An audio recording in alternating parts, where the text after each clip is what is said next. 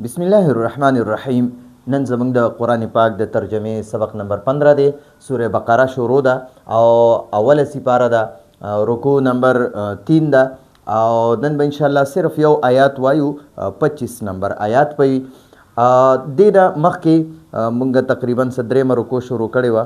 اول دوا آیاتونو کې توحید باره کې بحث وکړو، بیا ورپسې په دوو آیاتونو وان کنتم فی ریب مما، د دې نه مخکې دوه آیاتونه چې تیر شو په هغې کې د رسالت بحث وشو. ټیک شو جی. بیا په هغې کې کافرانو له یو چیلنج ورکړی شو، که تاسو پر قرآن کې شک کوئ نو د دې په شان یا د دې کې د ورکوټي صورت په شان یو صورت تاسو جوړ کړئ راوړئ راله. نو هغه بیا ونه شو نو چې تاسو داسې نشئ کولی، نو یا خو د الله په ذات ایمان راوړئ او که نه راوړئ نو بیا د جهنم د اور نه ویرېږئ چې سختترین سزاګانې به درته په هغې کې میلاویږي او په هغې کې به همیشه بیا اوسېږئ. نو فاتقوا النار التي وقودها الناس والحجاره، چې د هغې اور خشاک انسانان او بوتان دي، کاڼي دي. او بیا وی فتقوا النار التي وقودها الناس والحجاره اعدت للكافرين، چې هغه د کافرانو دپاره تیار کړی شوی دی.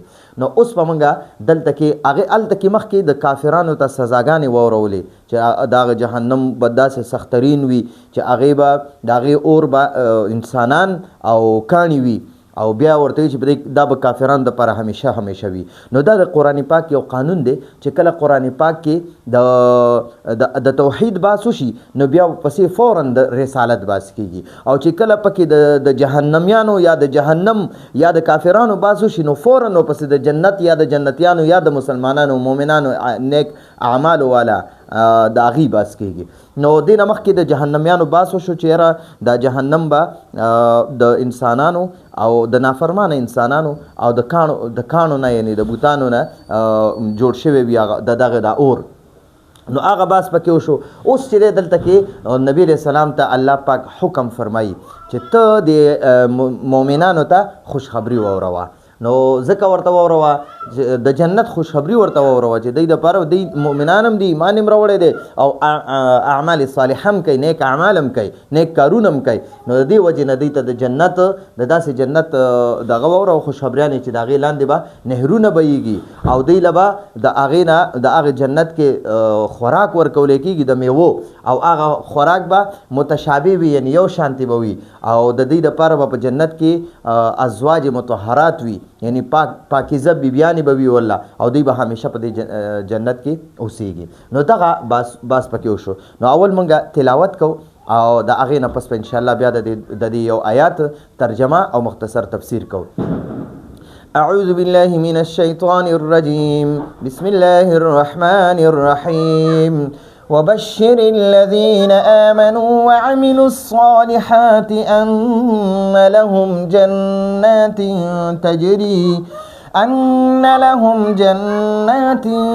تجري من تحتها الأنهار كلما رزقوا منها من ثمرة رزقا قالوا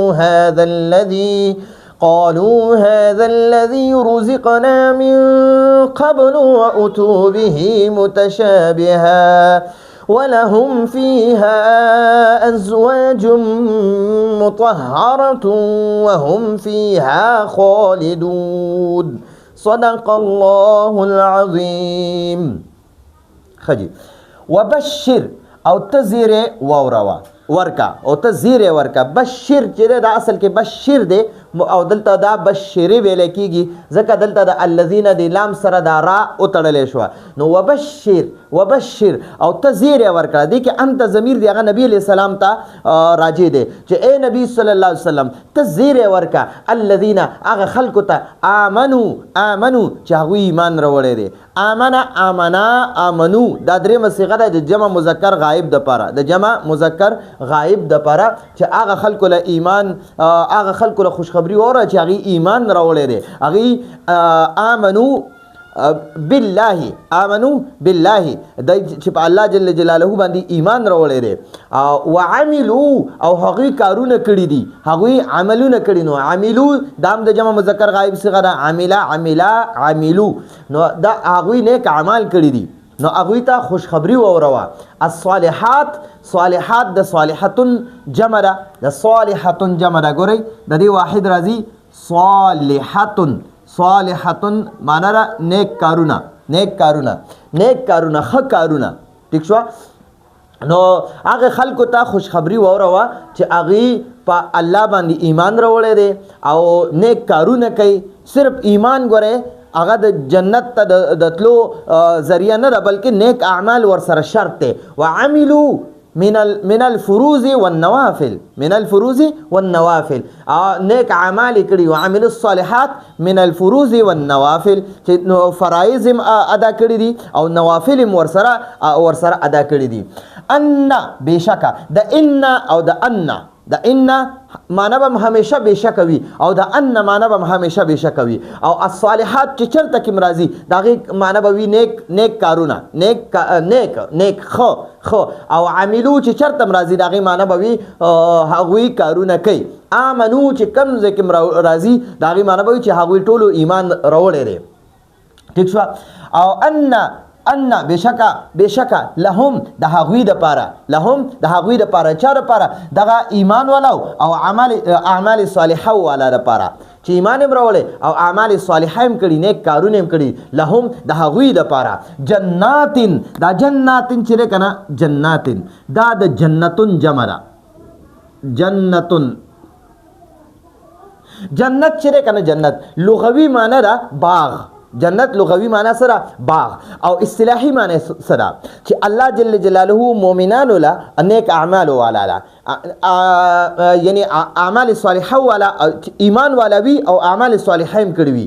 نو د هغې دپاره الله پاک یو خاص ځای جوړ کړی دی. نو دلته د جنات نه مراد هغه خاص ځای دی. ټیک شوه. نو جناتن معنی باغونه، باغونه دي، باغونه دي، یعنی هغه خاص ځای دی چې الله پاک کوم جوړ کړی دی. دلته جنات ځکه ووي که نه، ځکه په کار خو چې جنت یو جنت، نو دا جنت چې کنه دا اوه جنتونه دي. جنتونه اوه دي. اول نمبر پکې جنت الفردوس دی. جنت الفردوس د ټولو نه اعلی ترین جنت. دویم ورپسې چې کم دویم دی هغه جنت عدن دی، جنت عدن. دریم نمبر ورپسې جنت النعیم دی. څلورم نمبر ورپسې دارالخلد دی، دارالخلد. پنځم نمبر ورپسې جنت المأوا دی. شپږم نمبر دارالسلام دی، دارالسلام. او اوم نمبر ورپسې علیین دی. ٹھیک شو. نو دا اوه جنتونه دي ځکه جنات جمع راوړه. بعض مفسرین وای چې جنت یو دی خو اوه دروازې دي. د یوې دروازې دغه نوم دی جنت الفردوس، د بلې دروازې جنت العدن، د بلې دروازې جنت النعیم. داسې اوه دروازې دي اوه. او بعض مفسرین وای چې نه دی یو جنت کې دننه بیا جنتونه دي، محلونه دي. او هغه دغه دي بعض محلونه چې دي د هغې جنت الفردوس نوم دی. د بل جنت پکې دننه یو جنت کې دننه نور جنتونه وای دي. ٹھیک شو. نو دلته کې وای چې نبی علیہ السلام ته الله پاک حکم فرمایي وبشر، او ای زما نبی جی ته زیری واوروا الذین هغه خلکو ته آمنو چې هغوی ایمان راوړی، وعملوا الصالحات، وعملوا او هغوی کارونه کړي الصالحات نیک، یعنی ښه کارونه کړي. عملوا الصالحات نه مراد من الفروض والنوافل، فرایض هغه فرایضو کې فرض منځونه هم رالل، فرض زکات چې په چا باندې دی، فرض روژه، فرض جهاد، فرض حج، دا ټول پکې رالل. فروض دا احکامات الهیه چې څومره د الله پاک احکامات دی هغه ټول پوره کوي، خو د نبی علیہ السلام په طریقه باندې سره د سنتونو او د نوافلو هغه پوره کوي. نو هغې خلکو دپاره ان لهم بشکه هغوی دپاره جنات باغونه دي. هغه باغونه دي ما تاسو ته وي جنت الفردوس، جنت عدن، جنت النعیم، دار الخلد، جنت المأوا، دار السلام، علیین. دا اوه قسمه جنتونه دي. تجری چې بهیږي با من تحتها، من تحت معنا ده نیچه، ښکته. او ها معنا ده د هغې، دا ها چې ده که نه دا د جنات ته راجع ده. تجری چې بهیږي با من تحتها د هغې لاندې نه الانهار نهرونه. نو دلته کې وای تجری من تحتها د هغې جنتونو دغه باغونو لاندې به بهیږي. نو دلته کې وای من تحت اشجارها، یا به دغه جنت کې د ونو لاندې به دا نهرونه بهیږي. او من تحت قصورها یا په دغه جنت کې چې به کوم محلونه جوړ شوي په هغې کې به لاندې بهیږي. ټیک شوه. الانهار، انهار معنا د نهرونه، انهار د نهر جمع ده، انهار د نهر جمع ده. نهر یوی دغه ته وایي ولی ته وایي، یوی ولی ته وایي، او چې ډېرې ولی وي که نه هغې ته انهار وایي، انهار. نو دلته کې انهار ته مراد شو. نو دلته قرآن کې الله پاک بل ځای کې سورې محمد کې دي چې څلور نهرونه به وي، څلور نهرونه دي وي. فیها انهار من ماء غیر آسن، فیها په دې جنتونو کې به انهار نهرونه به وي د اوبو، فيها نهار من ماء د داسې اوبو من غیر آسن چې د هغې خوند به نه بدلیږي، ښکلې تازه خوشبودارې اوبه به د هغې نه ځي. وانهار من لبن، د هغې لاندې د هغې کې به د دغه قصور او د دغه جنت کې به د دغه بوټو لاندې یا د دغه محلونو لاندې د پیو نهرونه ځي. من لبن لم يتغیر طعمه، لم يتغیر چې نه به بدلیږي طعمه د هغه ذایقه به یې نه بدلیږي.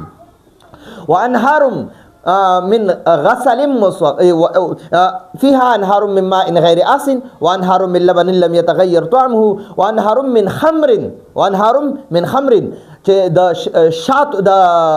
د شرابو نهرونه به وي. وانهار من خمر لذة للشاربين، لذت معنا ذایقه به ورکوي، مزه به ورکوي شاربین سکون کولا. ٹھیک شو. او څلورم نمبر دی وانهار من عسل، او د داسې شاتو نهرونه به وي مصفا چې بالکل پاکړی شوي به وي. نو څلور نهرونه به وي، ځکه دلته کې وي انهار. انهار نه مراد هماغه څلور نهرونه دي چې په سورې محمد 26مه سپاره کې بیا وایي فیها انهار من ماء غیر آسن وانهار من لبن لم يتغیر طعمه وانهار من خمر لذة للشاربین وانهار من عسل مصفا. نو دغه څلور نهرونه به وي، ځکه دلته کې وي چې انهار به وي. انهار د دغه جنات ایمان والو او اعمال صالحه والو به الله جنتونه ورکوي چې هغه جنتونو د هغه باغونو لاندې به نهرونه به او څلور نهرونه مې درته وویل چې هغه څلور قسمه نهرونه بهیږي. ټیک شوه. یو خدا شو. کلما کله چې هم هر کله چې رزقو هغوی له ورکړی شي، رزقو هغوی له ورکړی شي منها من جنات، من جنات د دغه جنتونو د دغه نهرونو نه، د جنتونو نه، من دغه باغاتو نه، جنات نه مراد باغونه دي. منها من جنات د دغه باغونو نه چې هغې له ورکړی شي من ثمرة سمیوه د میوو نه، یعنی میوې به ترې ورکړی شي رزقا د خوراک دپاره، رزقا د خوراک دپاره. چې دغه خلکو له چې کلم د دغه دغه باغونو نه د خوراک دپاره سمیوه ورکړی شي که نه، دغه ایمان والو اعمال صالحه والو دپاره چې کلم د دغه جنتونو نه د دغه چې کوم جنات دي، جنات باغونو نه د خوراک دپاره سمیوې ورکړی شي که نه، نو قالو دی جنتیان به وایي، قالو نو هغوی به وایي، دا جنتیان به وایي هذا دا خو الذي هغه دی که نه، دا خو هغه دی رزقنا چې مونږ ته راکړی شوي وو، چې مونږ ته راکړی شوي وو من قبل دې نه مخکې نه، چې دا خو هغه میوې دي که نه چې مونږ له مخکې نه راکړی شوي وي، مونږ له دا مخکې له هم راکړی شوی وي. نو د دې مفسرین دوه ځای ترجمه کوي. بعض مفسرین وایي د دې نه مراد همدغه جنت کې چې راکمې میوې دي که نه، دوی به هفته نیمه مخکې ورځ دوه مخکې خوړلي وي. نو دوی له به چې اوس بیا ورکړی شي، نو دوی به وایي هذا الذي رزقنا من قبل، دا خو هماغه میوې دي که نه وختي چې مونږ خوړلې وي، یا پرون مونږ خوړلې وي، یا هفته مخکې مونږ خوړلې وي. او بعض مفسرین وایي دا میوې به د جنت چې کومې میوې دي دا به د دنیا د میوو په شان دی وي. څنګه چې د ام رنګ دی داسې به په جنت کې هم د ام رنګ وي، او دغه شانتې شکل به هم د ام وي. څنګه چې د نورو میوو لکه سنتره شوه، ام شو، سیو شو، دغه شانتې کیله شوله، داسې نور قسم میوې چې دي، نو چې څنګه په دنیا کې رنګونه وي هغه شان رنګونه به په آخرت کې وي، متشابه به وي، یعنی یو شانتې به وي، شکل صورت کې به یو شانتې وي، خو ذایقه به بدلوي، ذایقه به ډیره بهترینه وي. ٹھیک شو. نو دلته کې وایي کلما هر کله چې رزقو اطعمو چې هغې له به د خوراک دپاره ورکړی شي منها د هغې نه من ثمرتین څه میوې، س خوراک س میوه رزقا د خوراک د پاره.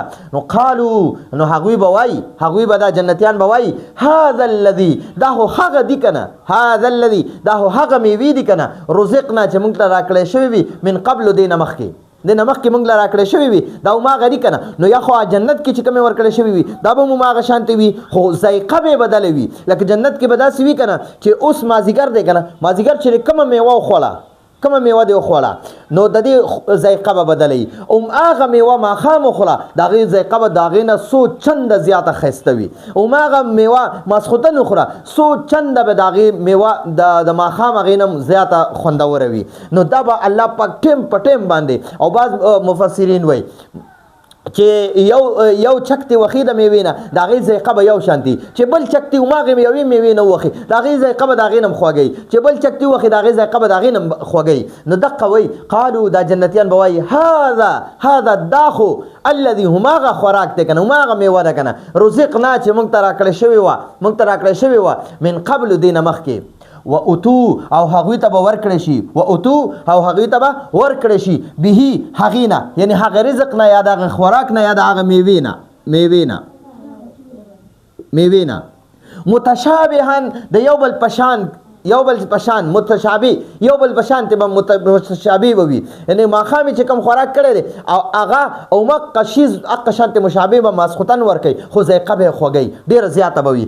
یا دنیا کې چې څنګه د رنګ او شکل دی هماغه شان ته به په جنت کې رنګ او شکل وي خو د دنیا د هغې ذایقه به بدله وي، د آخرت هغې د ذایقه به بدله وي. ټیک شوه. دغه شان کیله چې د کیله د هغې به په دنیا کې خوند او ذایقه بدله وه، په آخرت کې به جنت کې به د هغې رنګ او ذایقه څو چنده ښایسته وي.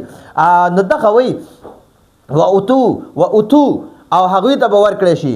اتو چې دی دا د جمع صیغه ده او د ماضي ده فعل مجهول دی به هغې نه نو د هغې نه رزق یاده یا خوراک یاده یا میوه یاده متشابها د یو بل پشان چې هغه به متشابه وي، دا میوې به د یو بل متشابه وي. نو د جنتیانو له به الله پاک څو انعامات ورکوي. یو خو به الله دله جنتونه باغونه ورکوي چې د هغې لاندې به نهرونه بهیږي، بل به الله پاک هغوی له داسې نعمت ورکوي که نه د ایمان والا وله چې هغه داسې میوې به ول الله ورکوي چې هغې رنګ به یو شانتې وي.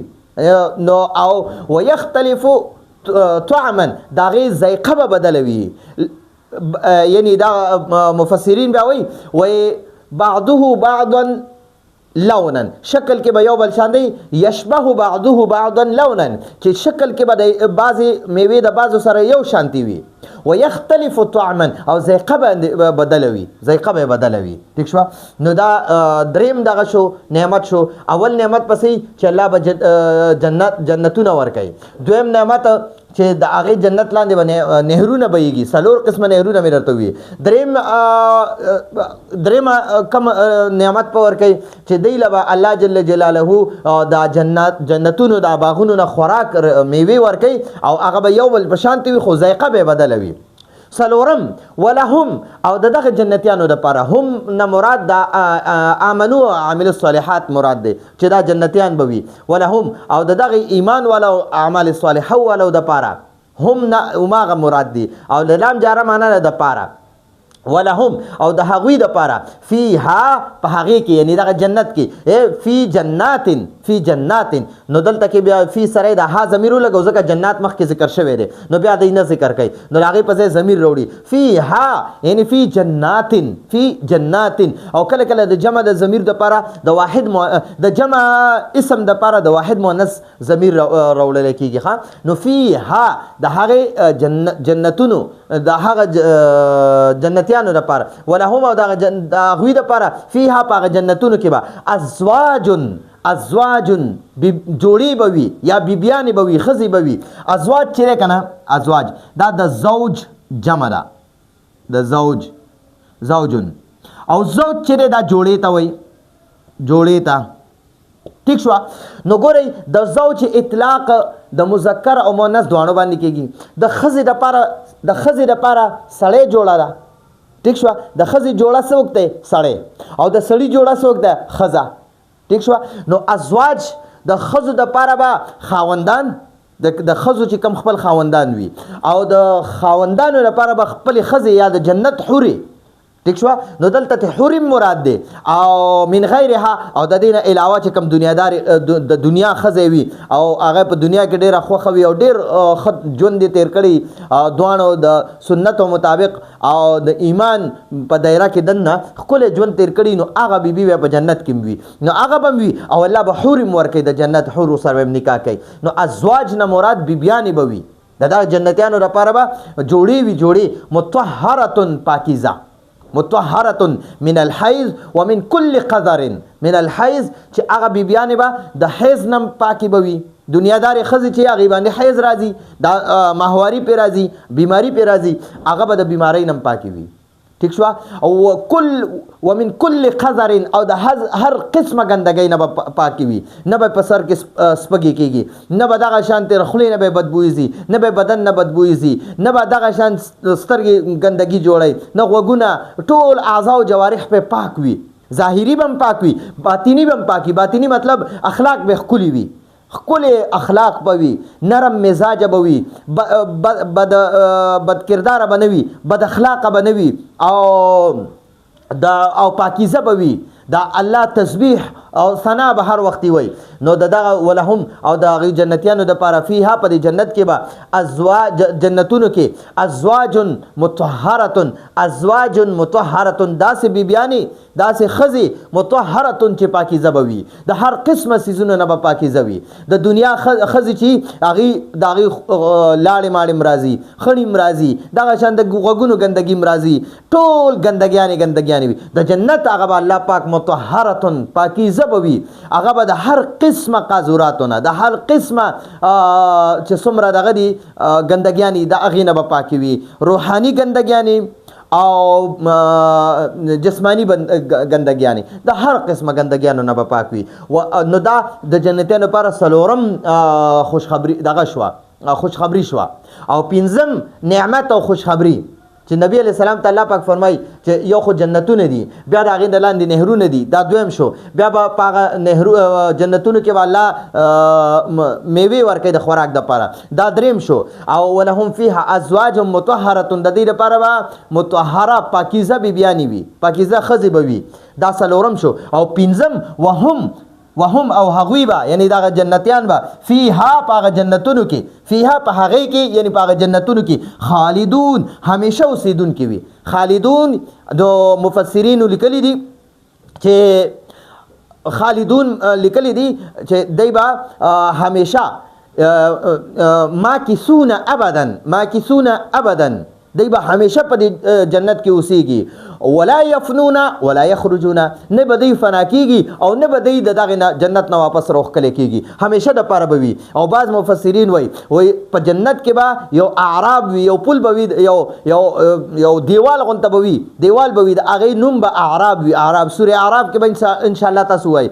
نو اعراب به وي او په هغې باندې به الله جل جلاله د مرګ راوغواړي مرګ او د هغې اعراف نه به یو طرف ته جهنم وي او بل طرف ته به جنت او جنتیان وي ٹھیک شو نو هغه جهنم او جهنميانو او د دې جنت او جنتیانو په منځ کې به دغه اعراف د دیوال وي او د هغې د پاسه به الله پاک د مرګ د ګډ په شکل کې راولي او سبب یې کي چې جنتیانو ته به وویلی شي چې همیشه دپاره مرګ ختم شو تاسو به همیشه په دې جنت کې اوسېږئ او جهنمیانو دپاره به دا اواز وي چې ای جهنمیانو د مرګ ختم شو که اوس تاسو مرګ غواړئ نه به راځي له مرګ همیشه دپاره ختم شو او تاسو به همیشه لپاره په دې جهنم کې اوسېږئ نو دا موږ دپاره یو سبق دی چې موږ ګوره ایمان خپل مضبوط کو د الله جل جلاله په ذات باندې په رسول الله صلی الله علیه وسلم په دې قرآن باندې ځان پوه کو په احادیثو باندې او فرشتو باندې د قیامت په ورځ باندې